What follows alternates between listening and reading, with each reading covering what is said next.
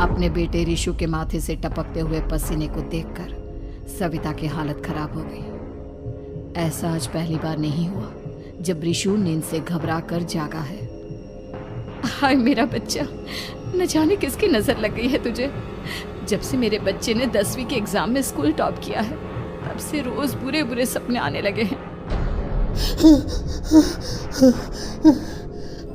हाँ माँ, मैंने आज फिर से एक काले साए को देखा। वो यहीं मेरी आंखों के सामने खड़ा था। माँ मुझे बचा लो माँ। वो मुझसे कह रहा था कि मुझसे बदला लेगा। माँ कहीं ये प्रशांत। चुप कर, कैसी बात कर रहा है? दोबारा उसका नाम मत लेना। तुझे पता है ना उस प्रशांत ने आत्महत्या कर ली, तो बार बार उसका नाम मत लिया कर। मम्मी, क्या सच में प्रशांत ने आत्महत्या की थी? चुप कर, बहुत सवाल पूछता है आजकल। और फिर रात के वक्त सविता के पूरे घर में एक अजीब सा काला धुआं छाने लगा। गहरी नींद में सोई सविता की जैसे ही आंख खुली उसका दम घुटने लगा। वो दौड़कर रिशु के रूम की तरफ गई जहां उसके दरवाजे पर घूमती एक काली परछाई देख वो बुरी तरह से घबरा गई। कौन है वहाँ? कौन है? सामने आओ। ये मैं हूँ, तुम्हारी काली करतूत।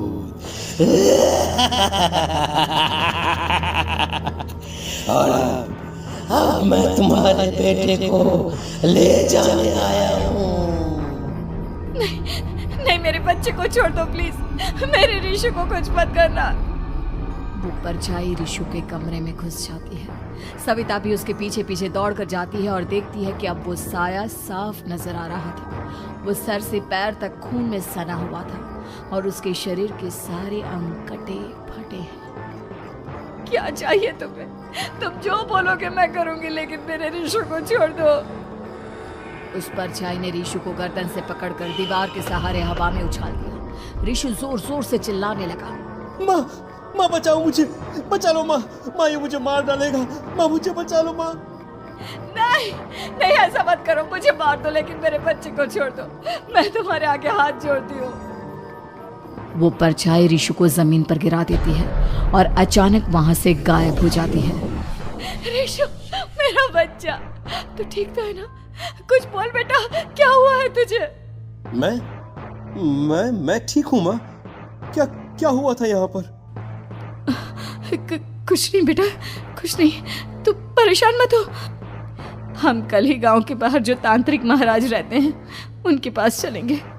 ठीक है माँ, हम जल्द ही उनके पास चलेंगे। मुझे बहुत डर लग रहा है माँ। ये बार बार मुझे डरावने सपने आना, ये सब हमारे साथ क्यों हो रहा है माँ? अगले दिन सविता अपने बेटे रिशु को लेकर गांव के बाहर तांत्रिक के पास जाती है। जिस जगह पर तांत्रिक रहा करता था वो जगह बहुत डरावनी थी। चारों तरफ कंकाल और भूतियां नजर आ रही थी। गांव से दूर वीराने में उस जगह पर जोर से आंधी चल रही थी। रिशु ने डर कर अपनी माँ का हाथ पकड़ लिया। माँ मुझे बहुत डर लग रहा है। ये कैसी जगह है? देख बेटा, हमारे साथ जो कुछ भी हो रहा है उसका इलाज सिर्फ और सिर्फ ये तांत्रिक महाराज ही बता सकते हैं। अब यही है जो हमें प्रॉब्लम से बाहर निकाल सकते हैं। जैसे ही सविता और रिशु तांत्रिक की झोपड़ी के अंदर पहुंचे, वहां का नजारा देखकर उनकी आंखें फटी की फटी रह गई। तांत्रिक की झोपड़ी के अंदर कई सारे लोग अपनी गर्दन घुमा घुमा कर जोर जोर से चीख रहे थे। कौन हो तुम और यहाँ क्यों आई हो? महाराज, मेरे बेटे को कुछ दिनों से एक डरावनी काली परछाई नजर आती है और कल रात उसने मेरे बेटे पर हमला भी कर दिया।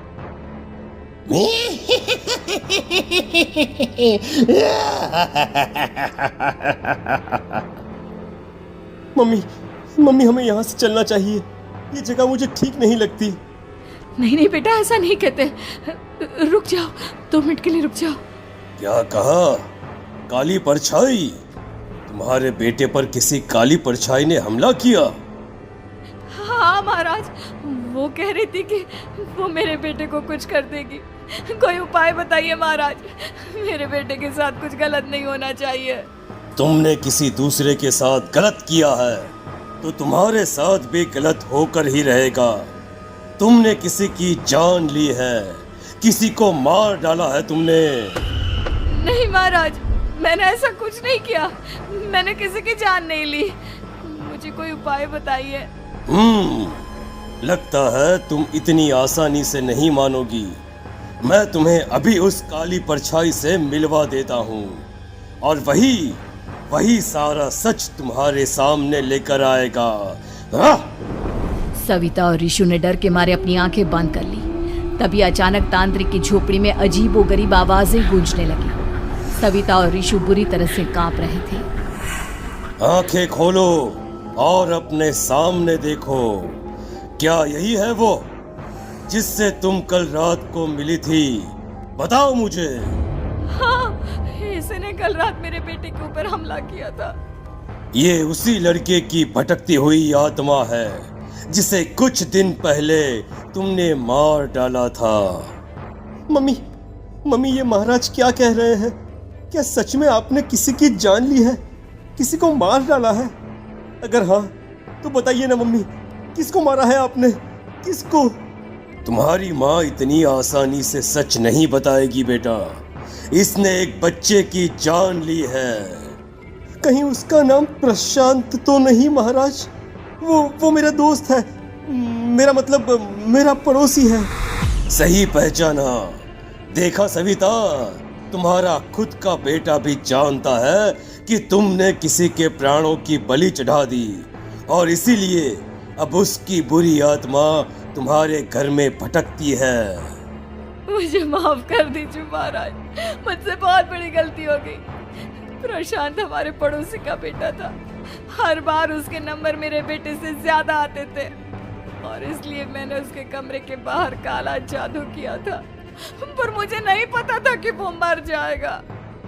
तुम्हारे उसी काले जादू वाली गुड़िया के अंदर एक बुरी आत्मा थी जिसने उस बच्चे के दिमाग पर बुरा असर कर दिया और उसी की वजह से उस लड़के ने अपनी बालकनी से कूदकर आत्महत्या कर ली।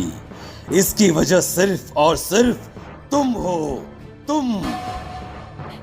नहीं महाराज, जो कुछ भी हुआ मुझे नहीं पता था कि प्रशांत अपनी जान दे देगा। प्रशांत की आत्मा इस वक्त तुम्हारे सामने खड़ी है, हमसे बात करना चाहती है। बोलो क्या कहना चाहते हो? मैं जीना चाहता था, बड़ा होकर कुछ बनना चाहता था। आपके बेटे से मुझे कोई परेशानी नहीं थी। अरे वो तो मेरा अच्छा दोस्त था। मुझे माफ कर दो बेटा, मुझसे बहुत बड़ी गलती हो गई, मुझे माफ कर दो। माफ करने से मुझे वापस जिंदगी नहीं मिल जाएगी। मेरे माँ बाप आज भी मेरे लिए रोते हैं। आपने मेरे साथ बहुत गलत किया है, बहुत गलत। और तभी अचानक प्रशांत की आत्मा वहां से गायब हो जाती है। सविता जोर जोर से रोने लगती है। सुन लिया तुमने? ये तुम्हारे अपने ही किए हुए पाप हैं जो इस तरह से तुम्हारे सामने आ रहे हैं। माँ, ये आपने अच्छा नहीं किया। सिर्फ 10th बोर्ड के एग्जाम में मैं टॉप कर पाऊँ इसीलिए आपने मेरे दोस्त के ऊपर काला जादू कर दिया। नहीं मम्मी, नहीं, अब हम कभी खुश नहीं रह पाएंगे, कभी नहीं। मेरे दोस्त की आत्मा को कभी शांति नहीं मिलेगी मम्मी, कभी नहीं। लेकिन मैंने जो कुछ भी किया सिर्फ तुम्हारे लिए किया। वो लड़का हमेशा फर्स्ट पोजीशन पर आ जाता था और इस वजह से हमेशा तुम्हारे मार्क्स कम पड़ते थे।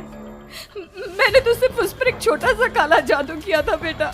मुझे क्या पता था कि उसका ये नतीजा निकलेगा। जिस गुड़िया को तुमने उस लड़के के कमरे के दरवाजे पर लगाया था, दरअसल उसके अंदर एक बुरी आत्मा का प्रवेश हो गया था, जैसा कि अक्सर काला जादू करते समय हो जाता है। मुझे अपनी गलती का एहसास हो गया है। मैं प्रायश्चित करना चाहती हूँ। आप बताइए मैं क्या करूँ? प्रशांत के घर जाकर उस काली गुड़िया को वहां से निकालकर यहाँ लेकर आओ। मैं उसे आग में जलाकर राख कर दूंगा और उसके बाद प्रशांत की आत्मा को हमेशा के लिए मुक्ति मिल जाएगी। अगली रात सविता चुपचाप अपने पड़ोसी प्रशांत के घर जाती है। प्रशांत के माँ बाप प्रशांत की मौत के बाद उस घर को छोड़कर हमेशा के लिए वहां से चले गए थे। जैसे ही सविता उस घर के अंदर कदम रखती है, उसका सामना अजीबोगरीब हैवानियत से भरी आवाजों से होने लगता है। ऐसा लग रहा था जैसे कोई बुरी तरह से चीख रहा हो। सविता जैसे ही प्रशांत के कमरे के बाहर पहुंचती है, वहां पर लटकी हुई गुड़िया के शरीर से खून टपकने लगता है। ये क्या हो रहा है? इस गुड़िया के शरीर से खून क्यों टपक रहा है? सविता हिम्मत करते हुए उस गुड़िया को वहां से उतारने की कोशिश करती है, लेकिन तभी अचानक से बहुत भयानक दिखने वाली औरत उसकी आंखों के सामने आकर खड़ी हो जाती है। मैं यहाँ से कहीं नहीं जाऊंगी, और अगर तूने मुझे यहाँ से हटाने की कोशिश की तो मार डालूंगी मैं तुझे। नहीं नहीं, मुझे तुम्हें यहाँ से ले जाना ही होगा, नहीं तो मेरा बेटा, उसकी जान को खतरा है। मैं तुम्हें नहीं छोड़ सकती। अगर तुम्हारे अंदर हिम्मत है तो मुझे इस घर से बाहर ले जाकर दिखाओ। और ऐसा कहकर वो औरत सविता के ऊपर हमला कर देती है और उसे हवा में उछाल उछाल कर जमीन पर पटकती है। लेकिन तभी अचानक मौका देखकर सविता अपने हाथ में ली हुई सुई उसके हाथ में चुभो देती है। हाथ में सुई लगते ही वो औरत जमीन पर तड़पने लगती है। ये क्या किया तूने? ये क्या कर दिया?